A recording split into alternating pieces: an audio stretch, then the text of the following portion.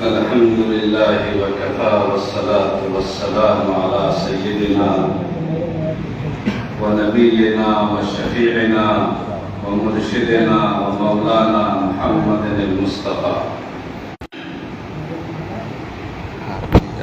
أعوذ بالله من الشيطان الرجيم. بسم الله الرحمن الرحيم. فأما الإنسان إذا ما ابتلاه ربه فأكرمه ونعمه فيقول ربي أكرمن وأما إذا ما ابتلاه فقدر عليه رزقه فيقول ربي أهانن. صدق اللہ العظیم. دوستو، بزرگو، عزیزو، یہ تو دنیا امتحان گاہ ہے، امتحان کی جگہ ہے، رزلٹ کی جگہ نہیں. یہاں نہ کسی کو انعام ملے گا، نہ اکرام ملے گا، نہ کسی کو نتیجہ ملے گا، نہ رزلٹ ملے گا. یہ صرف امتحان کی جگہ ہے. اگر امتحان کی جگہ میں آدمی رزلٹ کا انتظار کرے تو اس سے بڑا بیوقوف کوئی ہے؟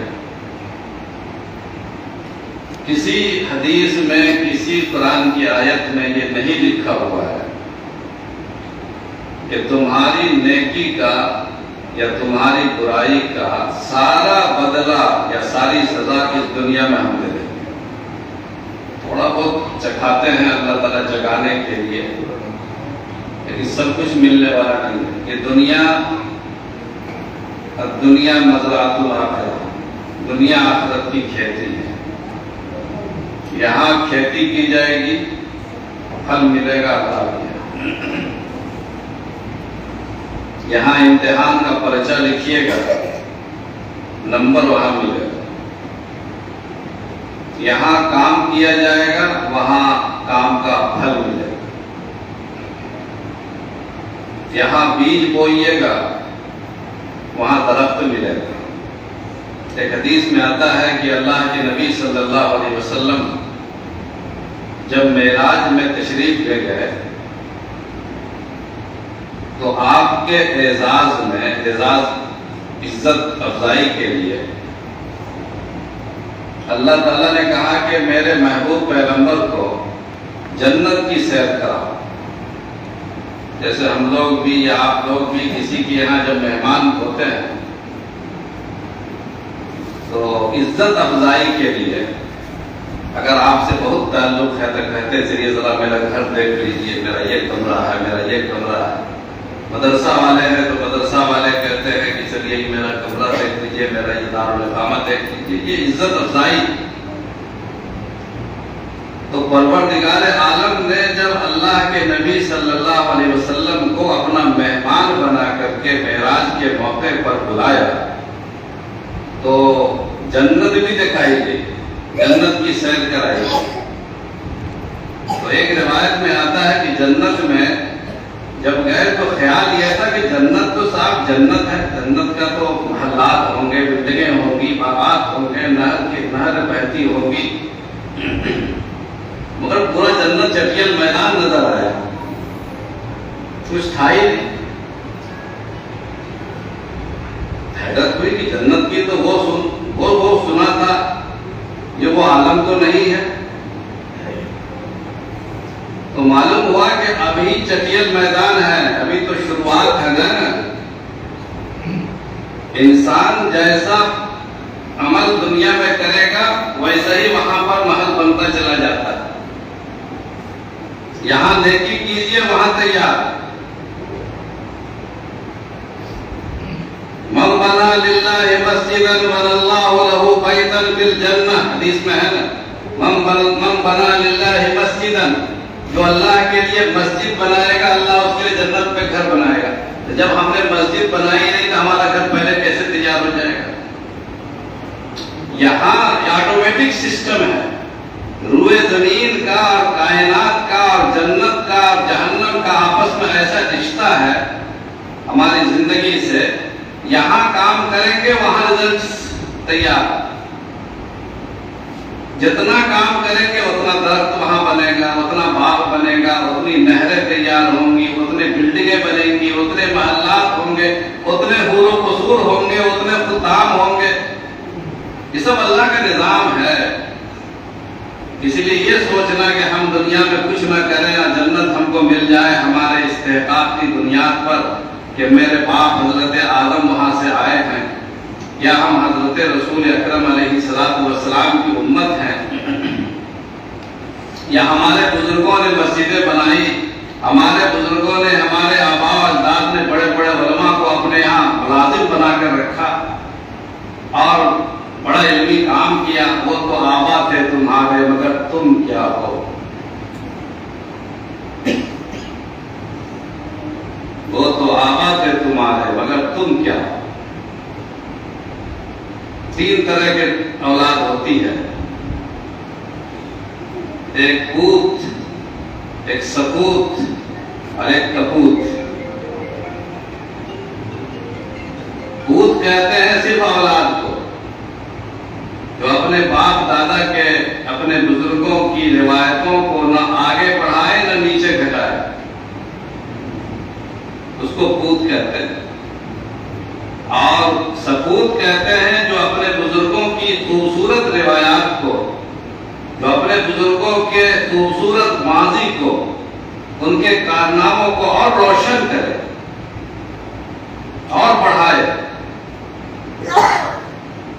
और कपूत कहते हैं जो अपने बुजुर्गों का नाम घिना दे। बुजुर्गों ने मस्जिदें बना दी, आज हम नमाज पढ़ने को तैयार नहीं।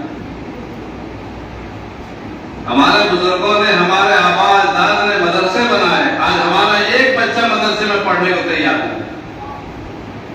हमारे बुजुर्गों ने, हमारे बड़ों ने एक ऐसा माहौल बनाया कि पूरे गांव में, पूरे इलाके में पर्दे का और हिजाब का माहौल बन जाए, लेकिन आज हमारी अपने घर की बच्ची भी पर्दे में नहीं। वो तो आबा थे तुम्हारे, मगर तुम क्या हो। गंवा दी हमने जो असलाफ से मीरास पाई थी, गंवा दी हमने जो असलाफ से मीरास पाई थी, सुरैया से जमीन पर आसमान ने तुमको दे मारा। गंवा दी हमने जो असलाफ से मीरास पाई थी, सुरैया से जमीन पर आसमान ने हमको दे मारा। कम से कम अपने बुजुर्गों की सर के ताज की इज्जत तो बचाने का ख्याल रहना चाहिए। हमारे सर की फटी टोपियों पे तंज न कर, हमारे ताज अजायब घरों में रखे हैं। इसलिए इंसान को ये सोचना चाहिए कि हमारे बुजुर्गों ने जो किया, हमारे आबा अजदाद ने जो किया, वो तो कर दिया, आपकी जिम्मेदारी बाकी है। वमिनहुम मन क़ज़ा नहबहु वमिनहुम मन यंतज़िर। कुरान करीम कहता है कि तुम्हारे से पहले के लोगों ने अपना हिस्सा पूरा कर दिया और चले गए, मगर कुछ लोग ऐसे हैं अभी जिंदा जिनके हिस्से में इंतजार बाकी है, उनका काम बाकी है। और इस दुनिया में मुसलमान सिर्फ खाने और पीने के लिए दुनिया में पैदा नहीं हुआ, और न हैवान में और इंसान में फर्क क्या रह जाएगा। जानवर भी पैदा होता है, सेहतमंद होता है, रोजी की तलाश करता है, मर जाता है, और हम भी वैसे ही पैदा हुए, खाए पिए, नौकरी किए, अपने बाल बच्चों को पाला पोसा और मर गए। क्या फर्क है हमारे दरमियान और जानवर के दरमियान। उलाइका कल अनआम बल हुम अदल। कुरान करीम कहता है कि ये इंसान नहीं है, ये जानवर की तरह है, बल्कि जानवर से भी बदतर है। बदतर कैसे हो गए? जानवर से बदतर कुरान कहता, मेरी मुझको मत गाली दीजिएगा कि हमको गाली सुना के चला गया। ये अल्फाज कुरान के हैं। कौन कुरान? कौन कुरान? जिसने हमें पैदा किया है उसी ने कुरान उतारा। कुरान जबान है अल्लाह की, कुरान कलाम है खालिक व मालिक का। कुरान अल्लाह ने पैदा नाज़िल किया है और अल्लाह ही ने हमें पैदा किया। हमको अल्लाह से ज्यादा कोई नहीं जानता, अल्लाह हमें खूब समझते हैं। کیونکہ اللہ ہی نے ہمیں پیدا کیا. اللہ فرمایا کہ یہ اولئک کالانعام بل ہم اضل، یہ جانوروں کی طرح ہے، چوپایوں کی طرح ہے، حیوان کی طرح ہے، بلکہ بدتر ہے. بدتر کیسے؟ جانور دنیا میں تو وہ جانور بھی پیدا ہوا، کھایا پیا، موٹا ہوا، مر گیا. ہم بھی پیدا ہوئے، کھائے پیے، موٹے ہوئے اور مر گئے. تو بدتر کیسے ہو گئے؟ بدتر ہے. جانور کو قیامت کے دن کوئی حساب و کتاب نہیں، اور ہمارا حساب و کتاب ہے. ان کا جب کوئی حساب و کتاب نہیں تو نہ ان کو جنت ملے گی نہ جہنم ملے گی، ان کا معاملہ کلیئر. اور ہم کو تو حساب و کتاب ہوگا اور ہمارا معاملہ پھنس جائے گا، ہم جہنم میں جانا پڑے گا. تو ہم خراب ہوئے کہ نہیں جانور سے؟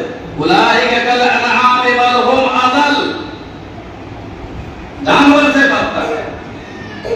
اس لیے دوستو بزرگوں، اس دنیا میں ہمیں اللہ تعالیٰ عزت عطا فرماتا ہے، اس دنیا میں دولت عطا فرماتا ہے، اس دنیا میں شہرت عطا فرماتا ہے، اس دنیا میں تھوڑی سی پہچان عطا فرماتا ہے، اس پر اترانا نہیں ہے. اور اس دنیا میں تھوڑی پریشانی آ جائے، تھوڑی دقت آ جائے، تھوڑی حیرانی آ جائے، کلفت آ جائے، مسائل پیدا ہو جائے، اس سے گھبرانا نہیں.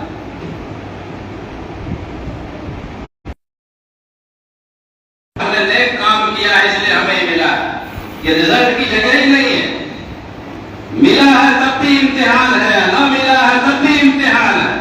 وَأَمَّا الْإِنسَانُ إِذَا مَا ابْتَلَاهُ رَبُّهُ وَأَكْرَمَهُ وَنَعَّمَهُ فَيَقُولُ رَبِّي أَكْرَمَنِ وَأَمَّا إِذَا مَا ابْتَلَاهُ فَقَدَرَ عَلَيْهِ رِزْقَهُ فَيَقُولُ رَبِّي أَهَانَنِ. اللہ تعالیٰ جب عزت دے، نعمت دے، شہرت دے، عطا فرماوے، عنایت فرماوے، تو انسان کہتا ہے کہ یہ تو میرا اکرام ہے، میری عزت ہے. حالانکہ اللہ فرماتا ہے ابتلا ہے یہ. اما اذا مبتلا، ابتلا کرے اس کو امتحان میں ہم ڈال رہے ہیں کہ دیکھیں کیا کرتا ہے. واما اذا مبتلا، دونوں ابتلا ہی ہے. قرآن نے دونوں جگہ الفاظ ابتلا کا استعمال کیا. اما اذا مبتلا فاکرمہ ونعمہ، اکرام، عزت، نعمت، شہرت، طاقت، قوت، وہ بھی ابتلا. واما اذا مبتلاہ، دوسرا رخ، یہ بھی آزمائش ہے. کیا؟ فقدر علیہ رزقہ، روزی تنگ کر دی گئی، جیب میں پیسہ نہیں ہے، بیٹی کی شادی کرنا، پیسہ نہیں، بال بچہ کو نوکری نہیں لگ رہی، اپنا روزگار نہیں چل رہا، گھر میں فاقہ ہے، پریشانی ہے. یہ رزلٹ نہیں ہے کہ ہم نے کوئی بدعملی کی ہے جس کی بنا پر ہم کو یہ گناہ کی سزا مل رہی ہے، اور جو عزت ملی ہے وہ ہم نے کوئی نیکی کی ہے اس کا انعام مل رہا ہے. یہ ذہن میں پہلے نمبر پر ہمیں بٹھانا چاہیے. یہ دنیا رزلٹ کی جگہ نہیں. اللہ نے کچھ دے دیا ہے تو آزمانے کے لیے، اور کچھ نہیں دیا ہے تو یہ بھی آزمانے کے لیے ہے. والعصر ان الانسان لفی خسر، ساری دنیا گھاٹے میں ہے. الا الذین آمنوا وعملوا الصالحات وتواصوا بالحق وتواصوا بالصبر. ایمان اگر ہے بچا ہوا اپنا، نیک عمل بچا ہوا ہے، اور حق پر ہم قائم ہیں، اور صبر کے ساتھ ہم رہتے ہیں، شکوہ نہیں پروردگار کا، اللہ کے ساتھ کوئی شکوہ نہیں، اللہ سے کوئی ناراضگی نہیں، اللہ سے کوئی دشمنی نہیں، اللہ سے کوئی جلن نہیں، اللہ سے کوئی بدگمانی نہیں. اللہ جس حال میں تو نے رکھا ہے، اللہ فیصلے پر ہم راضی ہوں. اللہ فرماتا کہ یہ گھاٹے میں نہیں ہے. اور اگر ہم نے سب کچھ دے دیا اس بندے کو لیکن ایمان پر قائم نہیں رہا، عمل صالح نہیں رہا، نماز غائب، ایمان نہیں رہا، بےایمانی شروع کر دی، وتواصوا بالحق، ایک دوسرے کو حق بات کہنے کا سلسلہ ختم، وتواصوا بالصبر، صبر ختم ہو گیا. صبر کہتے ہیں ہضم نہیں ہو رہا. جیسے مصیبت آئی تو مصیبت پر برداشت کرنا بھی صبر ہے، اور اللہ تعالیٰ نعمت عطا فرماتا ہے تو نعمت کو قابو میں رکھنا، کنٹرول میں رکھنا، یہ بھی صبر ہے. ہضم ہی نہیں ہو رہا. فرعون نے کہا کہ میں خدا ہو گیا، انی انا اللہ فاعبدونی، میں اللہ ہو گیا ہوں، میرے پاس سب کچھ ہے، میری عبادت کرو۔ حضرت ابراہیم علیہ السلام نے نمرود سے کہا کہ میرا خدا اللہ ہے جو پیدا کرتا ہے سارے انسانوں کو۔ تو نمرود نے کہا کہ میں بھی پیدا کر سکتا ہوں، میں بھی زندہ کرتا ہوں، میں بھی جلاتا ہوں اور مارتا ہوں۔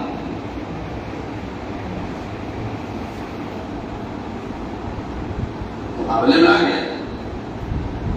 حضرت ابراہیم نے دلیل دی کہ میرا پروردگار وہ ہے جو لوگوں کو جلاتا ہے، زندہ کرتا ہے اور مارتا ہے۔ تو نمرود نے کہا کہ میں بھی زندہ کرتا ہوں، میں بھی مارتا ہوں۔ کہا کیسے؟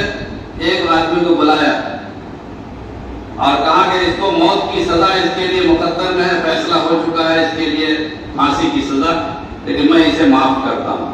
زندہ کیا میں نے۔ ایک آدمی کے لیے کوئی سزا نہیں تھی، کہا کہ اس پر کوئی کیس نہیں ہے، لیکن جلاد اسے گردن مار دیا میں نے، تو زندگی اور موت میرے ہاتھ میں ہوئی۔ یہ انسان کتنے گول میں ہے۔ حضرت ابراہیم علیہ السلام نے کہا کہ یہ بہت بڑا احمق معلوم ہوتا ہے، کچھ نہیں سمجھتا ہے، جاہل ہے۔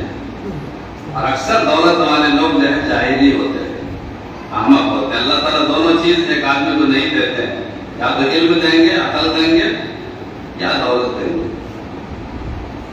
دونوں چیز ایک ساتھ جمع کم ہوتی ہے۔ کوئی اتفاقاً خوش نصیب بندہ ہو جو ہضم کر سکے۔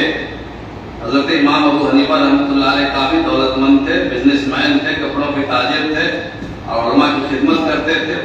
ایسے چند لوگ ہیں، لیکن اکثر دنیا میں ہضم نہیں ہوتا لوگوں کو۔ وہ ایک ہی چیز اللہ عطا فرماتے ہیں۔ ہندوستان میں ایک تیمور لنگ بادشاہ گزرا ہے، لنگڑا تھا وہ تیمور لنگ۔ تو ایک فقیر بھیک مانگتے ہوئے دلی میں پہنچا، اس نے کہا کہ بادشاہ سلامت سے بھی مجھے بھیک مانگ، مجھے بخشش چاہیے۔ بادشاہ سلامت کے پاس پہنچا۔ اس زمانے کے بادشاہ تھے جس کو کہتے ہیں بادشاہ، شہنشاہ، کیا کیا لفظ بولتے ہیں آج کے زمانے میں، دولتی فرمان، تانا شاہی۔ یہ اس دور کے لوگ ہیں جہاں ایک معمولی سائل بھی پہنچ جاتا تھا۔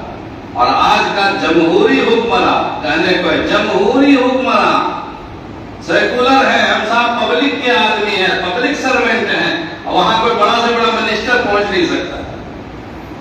تو فقیر مانگتے مانگتے تیمور لنگ کے دربار میں پہنچ گیا۔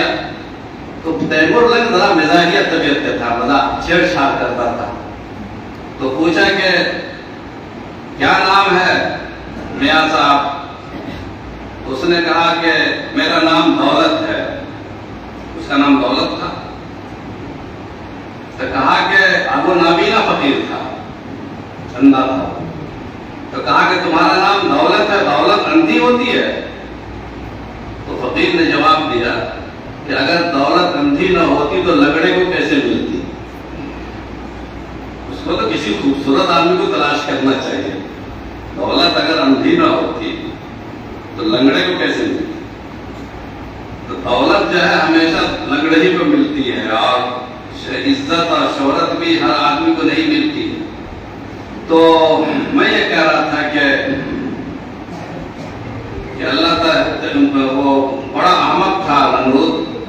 تو حضرت ابراہیم علیہ السلام نے دوسری مثال دی کہ میرا پروردگار وہ ہے جو سورج کو مشرق سے نکالتا ہے اور مغرب میں ڈباتا ہے۔ تم اگر قرض سے دکھلا سکو تو اس کا کوئی جواب ہی نہیں تھا۔ قرآن کریم میں فَبُہِتَ الَّذِي كَفَرَ، خبیث جو ہے بالکل احمق بن گیا اور وہ خفت میں ششتر رہ گیا، حیران رہ گیا، اس کے کوئی جواب نہیں بن پایا اس کو۔ تو اللہ تعالیٰ ہمیشہ اسی طرح ہوا ہے کہ دنیا میں جب دولت آتی ہے، طاقت آتی ہے تو ہضم نہیں ہوتا۔ قرآن کریم نے کہا کہ إِلَّا الَّذِينَ آمَنُوا وَعَمِلُوا الصَّالِحَاتِ وَتَوَاصَوْا بِالْحَقِّ وَتَوَاصَوْا بِالصَّبْرِ۔ حق پر قائم رہنا ہے اور ہمیں صبر کا دامن پکڑے رہنا ہے۔ دولت ملے تو برداشت کرنا ہے، دولت نہ ملے، غریبی آوے تو برداشت کرنا ہے۔ اسی کا نام ایمان ہے، اسی کا نام زندگی ہے، اسی کا نام کامیابی ہے۔ اگر ہم نے یہ چیز حاصل کر لی تو ہم گھاٹے میں نہیں ہیں، اگر ہم نے اس چیز کو حاصل نہیں کیا تو قرآن کہتا ہے کہ گھاٹے میں، ان الانسان لفی خسر، تمام انسان گھاٹے میں ہیں۔ تو اس چیز کو ہمیں اپنی روایتوں کو انشاءاللہ برقرار رکھنا ہوگا۔ یہ پورنیہ کی سرزمین ابھی چاہے بنگال میں ہو چاہے کسی ضلع میں ہو، لیکن یہ پورا خطہ پورنیہ کہلاتا ہے۔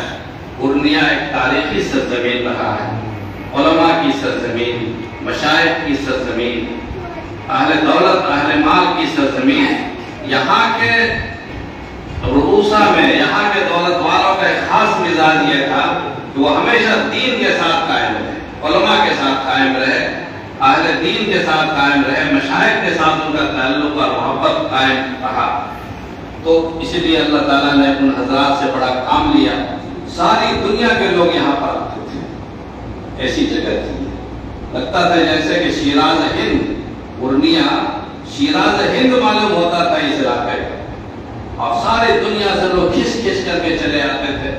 میرے جد امجد حضرت مولانا الحاج حکیم احمد حسن صاحب رحمۃ اللہ علیہ، وہ بھی فارغ ہونے کے بعد اسی سرزمین کو انہوں نے اپنی دینی سرگرمیوں کا مرکز بنایا، محور بنایا، اور ایک زمانے تک انہوں نے جبل پور ہو یا آس پاس کی جو بستیاں ہیں ان تمام بستیوں میں انہوں نے اپنی خدمات پیش کی، اور اس زمانے میں اور بھی بہت سارے علماء اور مشائخ، ایک سلسلہ تھا یہاں پر، انہوں نے کام کیا۔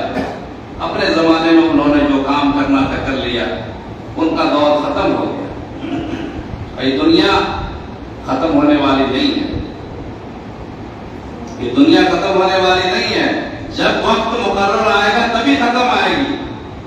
قیامت سے پہلے پہلے جب تک ہمارے نبی کا دین باقی ہے، ہمارے نبی کا ایمان باقی ہے، ہمارے نبی کا مذہب باقی ہے، سب کی ذمہ داری باقی ہے۔ انہیں کے فلانے نے کام کر لیا بس کام ختم نہیں، اب ہماری ڈیوٹی شروع ہوئی، آپ کی ڈیوٹی شروع ہوئی، آپ کو کام کرنا ہے۔ اگر آپ اپنا کام نہیں کریں گے اللہ کے یہاں پوچھ ہوگی، اور رزلٹ سامنے آ جائے گا انشاءاللہ۔ اگر اللہ تعالیٰ آپ کو عطا فرما دیتے ہیں دنیا میں تو اس کو رزلٹ نہیں سمجھیے گا، رزلٹ وہاں نظر آئے گا انشاءاللہ۔ اور دنیا میں کامیابی اور ناکامی کا معیار دولت اور طاقت نہیں ہے، دین ہے، ایمان ہے، عمل صالح ہے، تواصی بالحق ہے، تواصی بالصبر ہے۔ دولت اور نعمت کامیابی کا معیار نہیں ہے۔ دنیا میں کتنے دولت والے آئے چلے گئے، شہاب الدین غوری کا نام سنا آپ لوگوں نے؟ مولانا تو سنا ہی ہوں گے یار، کسی نے سنا ہے شہاب الدین غوری؟ شہاب الدین غوری آپ سن لیجیے، شہاب الدین غوری ہندوستان کا وہ واحد پہلا اسلامی حکمراں تھا جس نے ہندوستان میں اسلام کی طاقت کے قدم جمائے، جس نے اسلامی اقتدار اور اسلامی حکومت کی بنیاد رکھی۔ شہاب الدین غوری، ہم اپنے محسنوں کو بھولتے جا رہے ہیں۔ انہوں نے اس ملک میں اسلام کی طاقت کی، اسلامی حکمرانی کی بنیاد رکھی، اسلام کی نہیں، اسلامی حکمرانی کی تاریخ قائم کی ہے پورے ہندوستان کی سطح پر۔ چھوٹی چھوٹی سطحوں پر بہت سارے لوگ موجود ہیں، لیکن اسلام کی ہماگیر طاقت اور حکمرانی کی بنیاد ہندوستان میں شہاب الدین غوری سے ہوئی۔ اب وہ دور تھا حضرت خواجہ معین الدین چشتی اجمیری رحمۃ اللہ علیہ کا، اور خواجہ معین الدین چشتی اجمیری رحمۃ اللہ علیہ ان سے پہلے ہندوستان میں آئے تھے 40 آدمی کی جماعت کو لے کر، 40 فقیروں کی، 40 بے سر و سامان انسانوں کا قافلہ لے کر کے اس ملک میں تشریف لائے تھے۔ ان کے پاس کچھ نہیں تھا، اجمیر کے پاس انہوں نے پرتھوی راج کا دور تھا، انہوں نے اپنا قافلہ اپنے کارواں کو وہاں پر ٹھہرانا چاہا. راجا کے جو اندلی لوگ ہوتے ہیں سپاہی، ان لوگوں نے رکاوٹ پیدا کی، پر انہوں نے کنارے میں جا کر کے اپنا کام شروع کیا. نمازیں پڑھنی شروع کی، لوگوں کو ترغیب دی. صرف نماز سے شروع کیا ہوا، نماز کی دعوت. اور پھر بڑے مقابلے ہوئے، بڑی بڑی تاریخ پڑھ لیجئے گا. میرے دادا رحمۃ اللہ علیہ نے غریب نواز کے نام سے کتاب بھی لکھی تھی جو پورنیہی کے روسا نے چھپوائی تھی.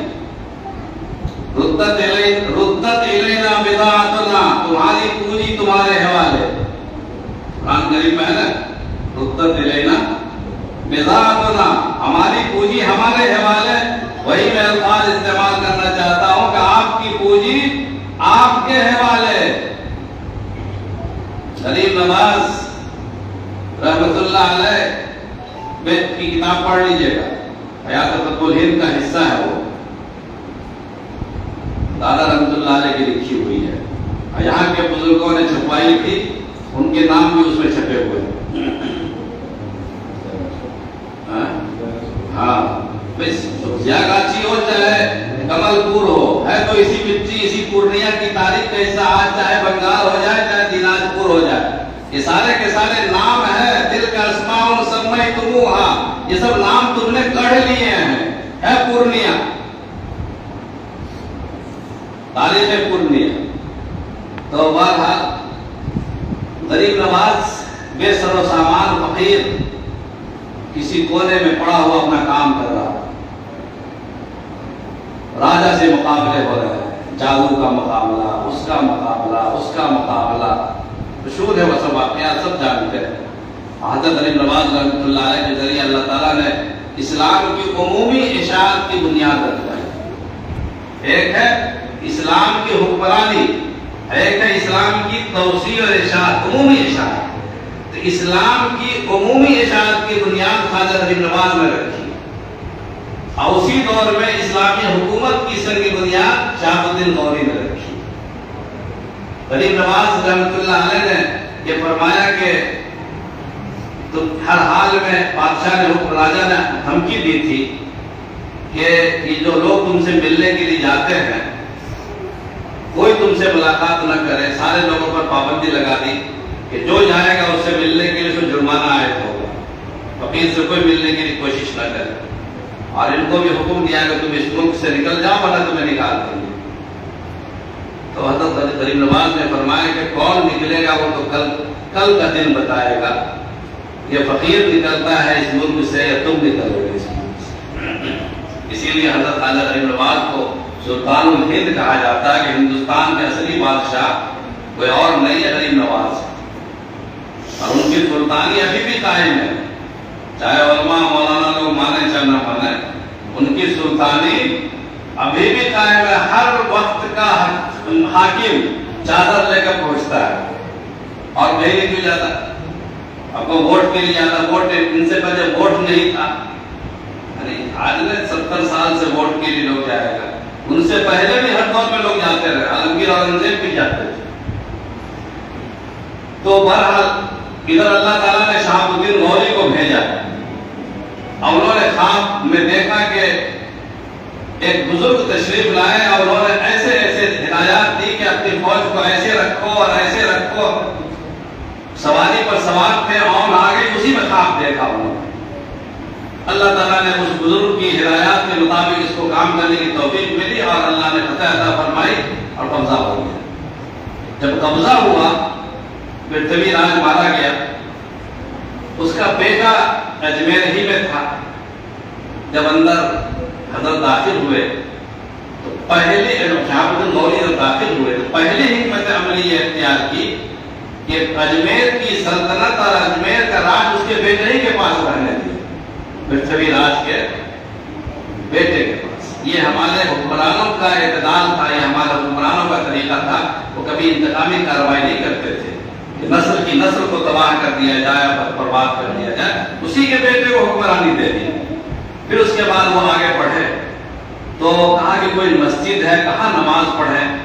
کہا ایک کچھ لوگوں نے بتایا کہ یہاں ایک بزرگ آئے ہوئے ہیں وہ پتا نہیں کیا بولتے ہیں، چلا چلا کر کے اذان کو سمجھتے ہیں کیا، کچھ آواز لگاتے ہیں، اس کے بعد وہ کچھ پڑھتے ہیں. کہاں رہتے ہیں؟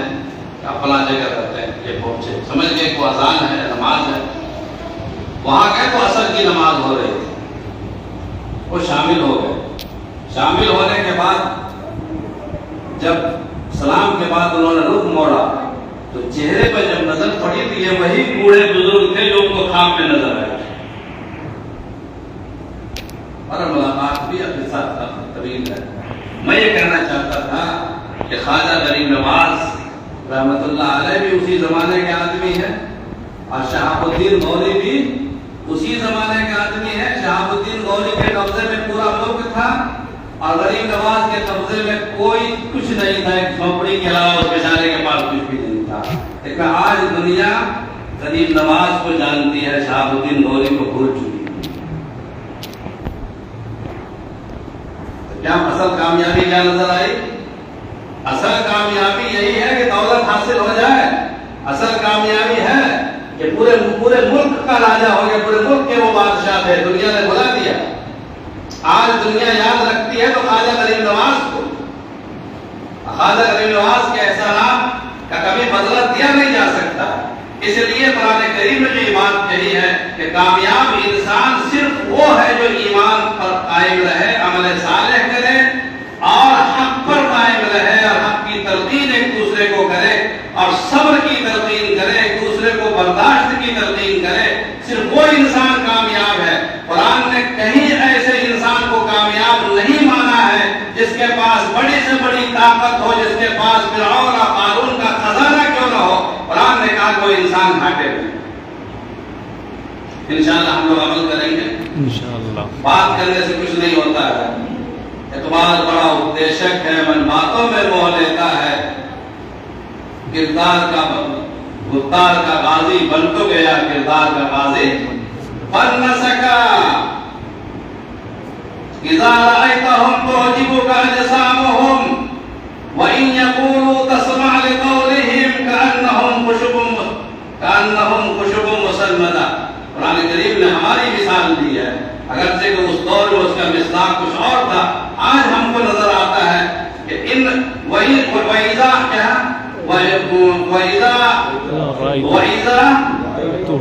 وَإِذَا رَأَيْتَهُمْ تُعْجِبُكَ أَجْسَامُهُمْ. اگر آپ ان کو دیکھیں گے اللہ کے رسول تو ان کا دل، ڈول، جسم، مدہ، قطع، کپڑا، لتا دیکھ کر بڑا اچھا لگے گا کہ واقعی بڑے آدمی معلوم ہوتے ہیں، صاحب کوئی شہزادہ معلوم ہوتے ہیں، کوئی دولت والے ہیں، کوئی سمجھدار ہے، باشعور ہے. وَإِن يَقُولُوا تَسْمَعْ لِقَوْلِهِمْ. بات کریں، گفتار پیش کریں اور گفتگو کریں تو سننے کے لیے آپ مجبور ہو جائیں. اتنی شاندار گفتگو کریں. لیکن اللہ فرماتا ہے کہ ان کی کأنہم خشب مسندہ، ان کی کوئی بنیاد نہیں ہے، کوئی جڑ نہیں ہے. وہ لاٹھی ہے، ان کی مثال وہ لاٹھی ہے. جس لاٹھی کو، جس لکڑی کو زمین میں گاڑا نہ گیا ہو. زمین میں گاڑ دیجئے لکڑی کو تو لکڑی اپنے آپ کھڑی رہے گی، لیکن زمین میں اگر لکڑی کو آپ نہ گاڑیں گے تو زمین گر جائے، وہ لکڑی گر جائے گی. تو آپ یہ کرتے ہیں کہ لکڑی کو کہیں ٹیک لگا دیتے ہیں، کسی دیوار سے، کسی چیز سے ٹیک آپ نے لگا دیا. لکڑی کتنوں ہی خوبصورت ہو، اگر آپ اس کو گاڑیں گے نہیں جڑ میں. قرآن کہتا ہے کہ ان کی مثال کأنہم خشب مسندہ. ایسی لکڑی ہیں یہ لوگ جو دیکھنے میں خوبصورت ہیں، سجے سجائے ہیں، لیکن وہ ٹیک لگائے ہوئے ہیں. ذرا سی آندھی چلے گی، ذرا سا طوفان آئے گا، ذرا سا زلزلہ آئے گا، ذرا سی دیوار ہلے گی، وہ ٹیک کو ہٹا دیا جائے گا، وہ لکڑی گر جائے گی. ٹیک لگا ہوا ہے، گاڑا ہوا نہیں ہے. اسی لیے قرآن نے کہا یحسبون کل صیحۃ علیہم. ہر چیز کو، ہر فتنے کو وہ اپنے آپ پر گمان کرتے ہیں. اتنے اندر سے ڈرپوک کا بزدل ہے. ہمارا حال بالکل ویسے، گفتار بہت شاندار اور کپڑا لتا بھی شاندار، ٹوپی، کرتا پائجامہ، جمعہ کے دن صاحب جھکا جھک. مسجدیں بھی بنا دی، مسجد تو بنا دی. شب بھر میں ایمان کی حرارت والوں نے، من اپنا پرانا پاپی تھا، برسوں میں مسلمان ہو نہ سکا. سب کچھ ہے لیکن اندر سے ہم کھوکھلے ہیں، ہم ٹیک لگائے ہوئے ہیں اپنے بزرگوں کی ان شاندار روایتوں اور ماضی اور بزرگوں کی ان چیزوں کے خواب میں ہم گھوم رہے ہیں۔ اپنے بزرگوں کی تاریخ، ہمارے بزرگوں نے ایسا کیا، ہمارے پروجوں نے ایسا کیا، ہمارے ان لوگوں نے ایسا کیا، وہ تو آباد ہے تمہارے مگر تم کیا ہو۔ اللہ تعالی ہم سب کو اپنے بزرگوں کے نقش قدم پر چلنے کی توفیق عطا فرماوے، عمل خیر میں ان کی اتباع کی توفیق عطا فرماوے، اور ان کی غلطیوں کو اللہ پاک معاف فرما کر ہمیں صحیح راستے پر قائم و دائم رکھے، اور کہنے سے زیادہ سننے سے زیادہ عمل کی توفیق عطا فرماوے۔ انشاءاللہ ہم لوگ استعداد کرتے ہیں۔ میں نے آپ سے، مجھے بڑا دکھ ہوا ہے اس سفر میں آپ سے بددل کی بات بتا کے بات ختم کروں، بڑا دکھ ہوا ہے۔ اتنا دکھ شاید میں نے پہلے غور نہیں کیا تھا، یا کیا بات تھی، آنکھیں بھی کھلتی ہیں تجربے کے بعد۔ ایک جگہ سے آپ 10 بار گزریے گا، ایک چیز کبھی نظر نہیں آتی، کبھی نظر آ جاتی۔ ہر رئیس کے گھر میں، ہر بڑے بڑے گھرانوں کے اندر ایک مسجد ہم کو نظر آئی، چھوٹی چھوٹی مسجد، ہر آبادی، تمام جگہ جہاں جہاں بھی اس پار سے اس پار تھا، لیکن نماز پڑھنے والا کوئی نہیں۔ مسجدیں ویران ہیں، رو رہی ہیں۔ اگر مسجد ایک بار رو جائے تو آپ اس کے وبال سے نہیں بچ سکتے ہیں، اور جو ہر دن 5 مرتبہ روئے آپ کے خلاف، پھر کیا حال ہوگا؟ اس لیے انشاءاللہ ان مسجدوں کو آباد کریں۔ میرے عزیزوں، دوستوں، بزرگوں، اللہ کے واسطے اپنا رشتہ دین سے قائم کریں، اور نماز سے شروع کریں، علماء سے تعلق بنائیں، اپنے بچوں کو پڑھائیں، سب کچھ پڑھائیے، آپ کالج میں پڑھائیے، یونیورسٹی میں پڑھائیے، لیکن دین ضرور، شروعات اپنے دین سے کریں۔ طلب العلم فریضۃ علی کل مسلم و مسلمۃ، علم کا طلب کرنا ہر مسلمان پر فرض ہے، عورت ہو چاہے، کوئی قید نہیں۔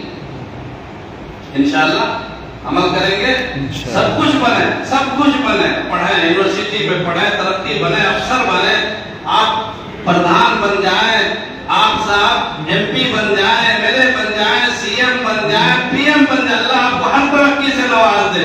تم شوق سے کالج میں پڑھو، پارک میں پھولو، تم شوق سے کالج میں پڑھو، پارک میں پھولو، جائز ہے کہ غباروں میں اڑو، چرخ پہ جھولو، جائز ہے غباروں میں اڑو، چرخ پہ جھولو، پر ایک سخن بندے عاجز کا رہے یاد، بس ایک سخن بندے عاجز کا رہے یاد، اللہ کو اور اپنی حقیقت کو نہ بھولو۔ اللہ تعالی ہم سب کو وہ عرفان، وہ معرفت، وہ نظر عطا فرمائے۔ وآخر دعوانا الحمدللہ۔